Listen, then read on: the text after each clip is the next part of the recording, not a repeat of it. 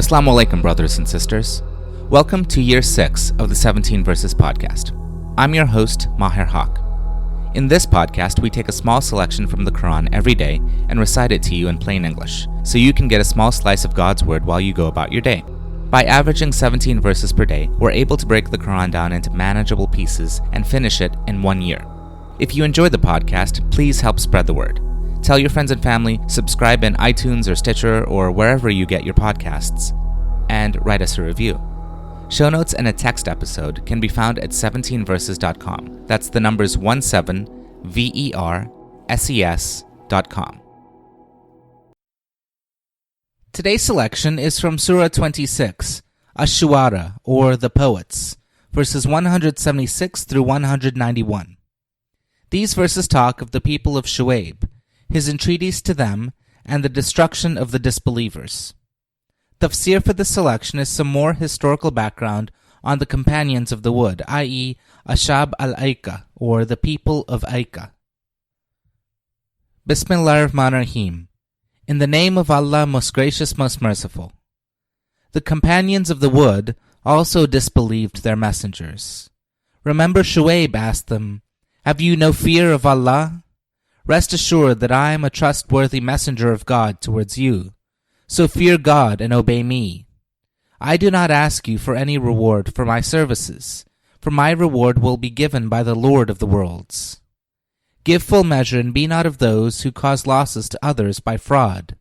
Weigh with even scales, and do not cheat your fellow men of what is rightly theirs, nor spread evil in the land. Fear him who has created you and the generations before you." They replied, "You are surely one of those who are bewitched. You are no more than a human being like us, and we think that you are lying. Let a fragment fall out of the sky on us, if you are telling the truth." Shu'aib said, "My Lord has full knowledge of all your actions." So they disbelieved him, and the torment of the day of darkness, i.e. dark clouds carrying Allah's scourge, seized them, and indeed it was the torment of an extremely dreadful day. Surely in this story there is a great lesson, but most of these people do not learn a lesson and become believers. The fact is that your Lord is the mighty, as well as the merciful. Ameen. Now concerning Prophet Shu'aib's people, the companions of the wood, or Ashab al-Aykah, quote, "It is reasonable to suppose that the companions of the wood were the same as the Madian, or a group among them or in their neighborhood. Madian may be identified with the word Midian. Midian, or the Midianites, are frequently mentioned in the Old Testament, though the particular incident mentioned here belongs to Arab rather than Jewish tradition. The Midianites were of Arab race, though as neighbors of the Canaanites, they probably intermixed with them. They were a wandering tribe. It was Midianite merchants to whom Joseph was sold into slavery and who took him to Egypt. Their principal territory in the time of Moses was in the northeast of the Sinai Peninsula and east of the Amalekites. Under Moses, the Israelites waged a war of extermination against them. They slew the kings of Midian, slaughtered all the males, burnt their cities and castles, and captured their castle, as told in the book of Numbers, chapter 31, verses 7 through 11. This sounds like a total extermination, yet a few generations afterwards, they were so powerful that the Israelites, for their sins, were delivered into the captivity of the Midianites for 7 years.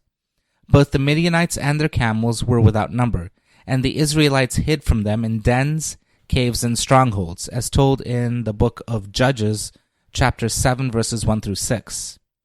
Gideon destroyed them again, as told in the book of Judges, chapter 7, verses 1 through 25, say about 2 centuries after Moses.